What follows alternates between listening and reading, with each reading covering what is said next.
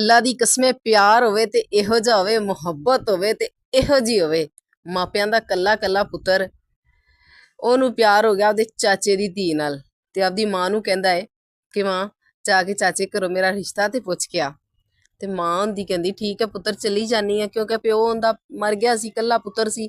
ਮਾਂ ਨੇ ਆਪਦੇ ਪੁੱਤਰ ਦੀ ਗੱਲ ਮੰਨੀ ਸੀ। ਉਹ ਜਦੋਂ ਗਈ ਤੇ ਅੱਗੋਂ ਚਾਚੇ ਨੇ ਇਨਕਾਰ ਕਰਤਾ। ਉਹਨੇ ਕਿਹਾ ਨਹੀਂ ਜੀ, ਅਸੀਂ ਤੁਹਾਡੇ ਨਹੀਂ ਆਪਦੀ ਕੁੜੀ ਨਹੀਂ ਵਿਆਹਣੀ। ਖੈਰ ਉਹ ਵਾਪਸ ਆ ਗਈ, ਲੇਕਿਨ ਮੁੰਡੇ ਨੂੰ ਬੜੀ ਉਮੀਦ ਸੀ ਕਿ ਮੇਰਾ ਚਾਚਾ ਇਨਕਾਰ ਨਹੀਂ ਕਰਦਾ। ਜਦੋਂ ਮਾਂ ਵਾਪਸ ਆਈ ਤੇ ਮੁੰਡੇ ਪੁੱਛਿਆ ਕਿ ਹਾਂ ਚਾਚੇ ਨੇ ਕਹਿ ਦਿੱਤਾ? ਹਾਂ ਕਹਿਤੀ। ਕਹਿੰਦੀ ਨਹੀਂ ਪੁੱਤਰ, ਉਹਨਾਂ ਨੇ ਇਨਕਾਰ ਕਰ ਦਿੱਤਾ।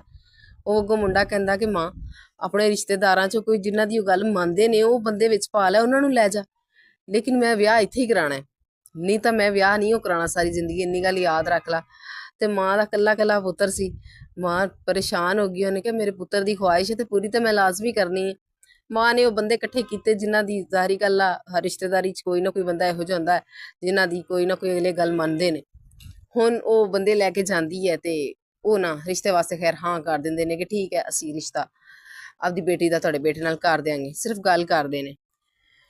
ਕੁਝ ਦਿਨ ਗੁਜ਼ਰਦੇ ਨੇ ਤੇ ਉਸ ਕੁੜੀ ਵਾਲਿਆਂ ਦੇ ਘਰੇ ਨਾ ਕੋਈ ਵਿਚੋਲਾ, ਜਿਹੜੇ ਵਿਆਹ ਵੀ ਰਿਸ਼ਤੇ ਕਰਾਉਂਦੇ ਨੇ, ਵਿਚੋਲਾ ਆਉਂਦਾ ਤੇ ਆ ਕੇ ਉਹਨਾਂ ਨੂੰ ਕਹਿੰਦਾ ਕਿ ਮੈਂ ਤੁਹਾਡੀ ਬੇਟੀ ਵਾਸਤੇ ਨਾ ਇੱਕ ਰਿਸ਼ਤਾ ਲੈ ਕੇ ਆਇਆ, ਤੇ ਤੁਸੀਂ ਅਗਰ ਤੁਹਾਡਾ ਦਿਲ ਹੋਵੇ ਤੇ ਜਾ ਕੇ ਇੱਕ ਵਾਰੀ ਨਿਗਾਹ ਮਾਰ ਕੇ ਆਓ, ਘਰ ਬਹੁਤ ਅੱਛਾ ਹੈ, ਖਾਂਦਾ ਪੀਂਦਾ ਘਰ ਹੈ, ਅਗਰ ਤੁਹਾਡਾ ਦਿਲ ਕਰਦਾ ਤੇ ਵੇਖ ਆਓ।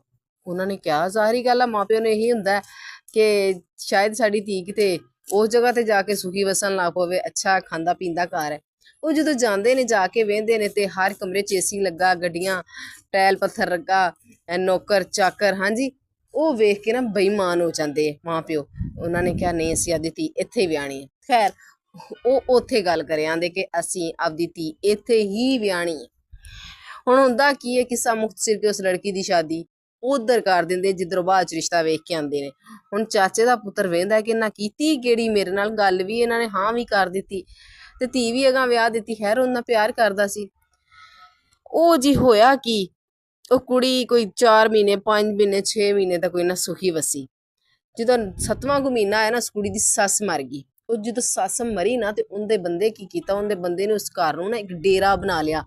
ਉੱਥੇ ਉਹਨਾਂ ਨੇ ਲੜਕਿਆਂ ਨੇ ਆਉਣਾ, ਲੜਕੀਆਂ ਨੇ ਆਉਣਾ, ਉੱਥੇ ਬਹਿ ਕੇ ਪਾਰਟੀਆਂ ਹੋ ਰਹੀਆਂ ਨੇ, ਇੰਜੋਏ ਹੋ ਰਿਹਾ। ਹੁਣ ਉਹ ਲੜਕੀ ਇੱਕ ਸਾਈਡ ਤੇ ਨੁੱਕਰ 'ਚ ਲੱਗ ਕੇ ਬੈਠੀ ਵੇਖੇ। ਪਿੰਡਾਂ ਥਾਵਾਂ ਦੀਆਂ ਕੁੜੀਆਂ ਇਹੋ ਜਿਹੀਆਂ ਚੀਜ਼ਾਂ ਨੂੰ ਨਹੀਂ ਪਸੰਦ ਕਰਦੀਆਂ, ਨਾ ਹੀ ਉਹਨਾਂ ਨੇ ਕਦੇ ਪਹਿਲਾਂ ਵੇਖੀਆਂ ਹੁੰਦੀਆਂ ਨੇ।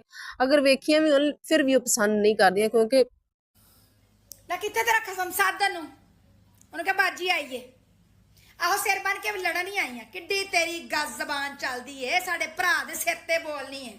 ਉਹਨੂੰ ਇੰਨਾ ਅਕਲ ਹੁੰਦੀ ਤਾਂ ਭੈਣਾਂ ਨੂੰ ਗੱਲਾਂ ਨਾ ਕਰਵਾਉਂਦਾ। ਕਿੱਡਾ ਮੂੰਹ ਚੜ ਕੇ ਆਂਦੀ ਸਿਰ ਬਣ ਕੇ ਲੜਨ ਆਈਆਂ, ਲੜਨ ਹੀ ਆਈਆਂ ਸਾਧਨ ਨੂੰ। ਚਲੋ ਨਿਆਣਿਓ, ਪਿਓ ਨੂੰ ਆਖ ਭੁੱਫੋ ਆਈਏ, ਹੱਸੋ ਭੁੱਫੀ ਤੇ, ਹੱਸੋ ਹੱਸੋ ਬਣਦਾ ਤੁਹਾਡਾ। ਬਹਿ ਜਾ ਭਾਈ ਜਨ, ਤੁਸੀਂ ਛੋਟੇ ਨਹੀਂ, ਤੁਸੀਂ ਸਾਡੇ ਤੋਂ ਵੱਡੇ ਹੋ ਗਏ। ਮੈਂ ਜਿੰਨੇ ਹੱਥਾਂ 'ਚ ਕਢਾਇਆ ਮੈਂ ਨਿੱਕੀ ਹੋ ਗਈ ਤੇਰੇ ਤੋਂ। ਨਾ ਤੈਨੂੰ ਨਹੀਂ ਸੀ ਪਤਾ ਜੰਗ ਸ਼ੁਰੂ ਹੋਣ ਲੱਗੀ ਹੈ, ਉਹ ਤੇ ਅੱਲਾ ਕਰਕੇ ਮੁੱਕ ਗਈ। ਤੇਰਾ ਇੱਕ ਫੋਨ ਵੀ ਮੈਨੂੰ ਆਇਆ ਕਿ ਬਾਜੀ ਤੂੰ ਪਰੇਸ਼ਾਨ ਹੈ ਜਾਂ ਕੋਈ ਗੱਲ ਤੇ ਨਹੀਂ, ਕੋਈ ਪੈਸੇ ਚਾਹੀਦੇ ਨੇ, ਕੋਈ ਸੌਦਾ ਸਰਫ ਚਾਹੀਦਾ ਹੈ, ਜਾਂ ਭਾਈ ਜੰਦਾ ਕੀ ਹਾਲ ਹੈ ਬੱਚਿਆਂ ਦਾ, ਜਾਂ ਤੂੰ ਇੱਥੇ ਆ ਜਾ ਉਹਨੇ ਦਿਨ।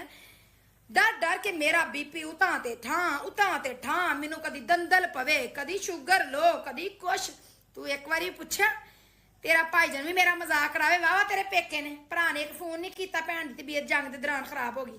ਤੇਰਾ ਕੰਮ ਸੀ ਮੈਨੂੰ ਫੋਨ ਕਰ ਦੋ, ਆਂਦਾ ਜੰਗ ਸ਼ੁਰੂ ਹੋਣ ਵਾਲੀ ਬਾਜੀ ਇੱਥੇ ਆ ਜਾ ਨਿਆਣੇ ਲੈ ਕੇ, ਛੁੱਟੀਆਂ ਤੇਰਾ ਬਹੁਤ ਹੋ ਗਈਆਂ ਸਨ। ਪਰ ਤੇਰੀ ਬੁੱਢੀ ਨੇ ਤੈਨੂੰ ਪੜਾ ਲਈ ਪੱਟੀ। ਨਾ ਭੈਣ ਨੂੰ ਫੋਨ ਨਾ ਕਰੀ, ਤੂੰ ਸੁਲਾ ਮਾਰ ਦੇਂਗਾ ਤੇ ਉਹ ਆ ਜਾਏਗੀ। ਆਪਣੇ ਪੇਕਿਆਂ ਨੂੰ ਨੇ ਕਰ ਲਿਆ ਹੋਣਾ।